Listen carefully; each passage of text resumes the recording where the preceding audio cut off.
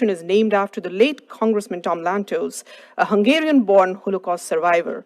In July 2003, he said, "Indians and Jews share a passionate commitment to respect for others, for the rule of law, and for the mindless, vicious, fanatic Islamic terrorism."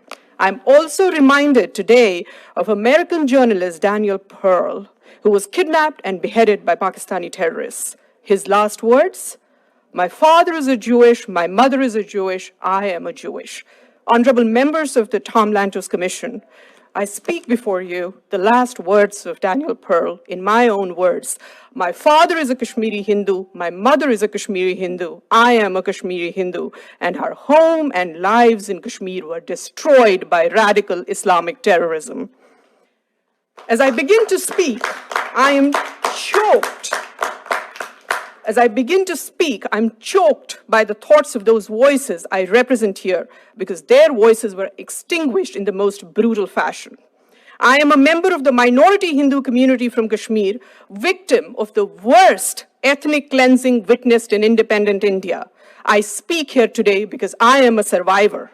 An innocent young woman, a lab assistant in a school, wasn't as lucky as I was. She was abducted, blindfolded, gang raped, and cut into two halves on a mechanical saw while still alive. Her name was Girija Tikku. Her only crime, her faith. I am her voice today.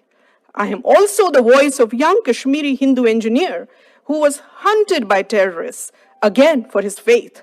When terrorists came to kill him, he hid inside a rice container in his attic, and he would have been alive today had his location not been disclosed to the terrorists by his own neighbors. His neighbors he trusted, neighbors that we trusted.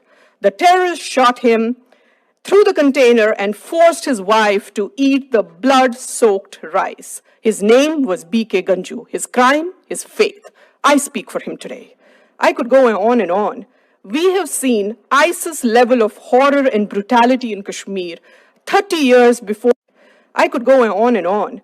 We have seen ISIS level of horror and brutality in Kashmir 30 years before the West was even introduced to the brutalities of radical Islamic terror. I'm glad these hearings are happening today, because when my family and I lost our homes, our livelihood, and our way of life, the world remained silent. Where were the advocates of human rights when my rights were taken away? Where were they on the night of 19th January 1990, when there were voices blaring from all mosques in Kashmir that they wanted Kashmir with Hindu women but without Hindu men? Where were the saviors of humanity when my feeble old grandfather stood with 2 kitchen knives and an old rusted axe, ready to kill my mother and I in order to save us from the much worse fate that awaited us if we landed in the hands of terrorists on the same fateful night? My people were given 3 choices: flee, convert, or die. Around 400,000 Kashmiri Hindus fled right after that night of horror. They survived. Those who didn't were killed. Today, 30 years later, I'm still not welcome in my home in Kashmir. I am not allowed to follow my faith without fear.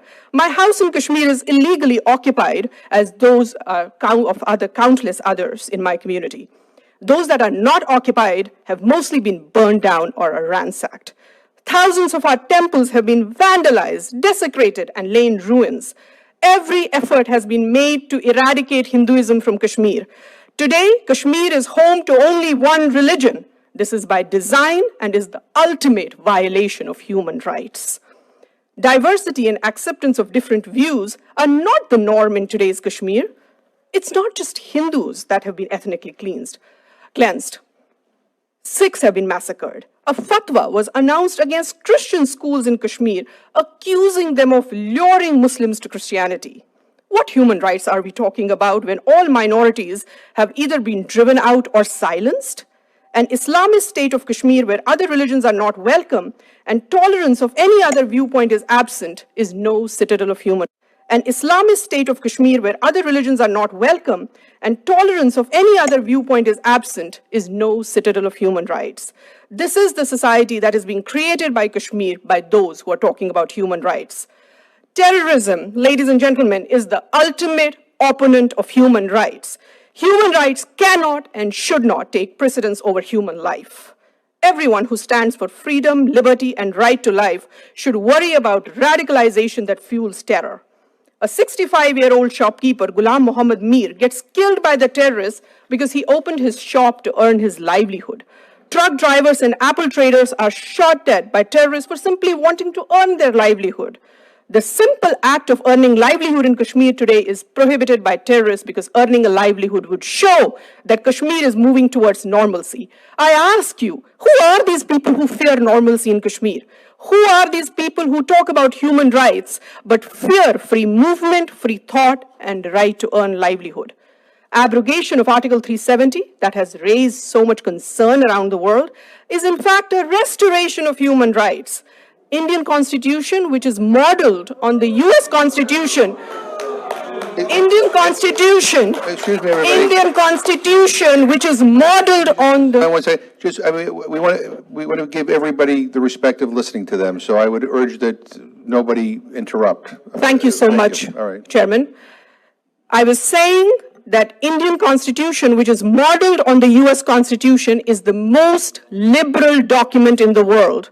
The Constitution was not applicable to J&K in totality as long as Article 370 was in force.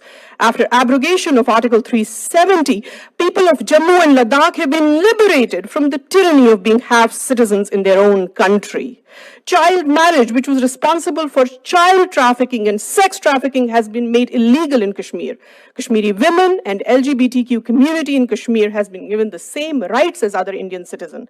As a mother, it's very important to me now that child marriage has been outlawed in Kashmir. Today, I'm delighted that Kashmiris have the same rights as Indian citizens. If something as serious as Today, I'm delighted that Kashmiris have the same rights as Indian citizens.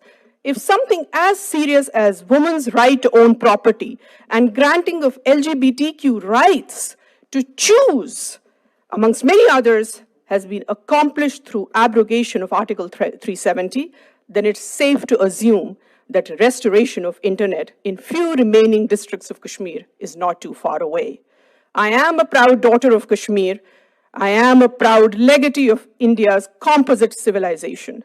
Terrorism has uprooted me and snatched my home from me.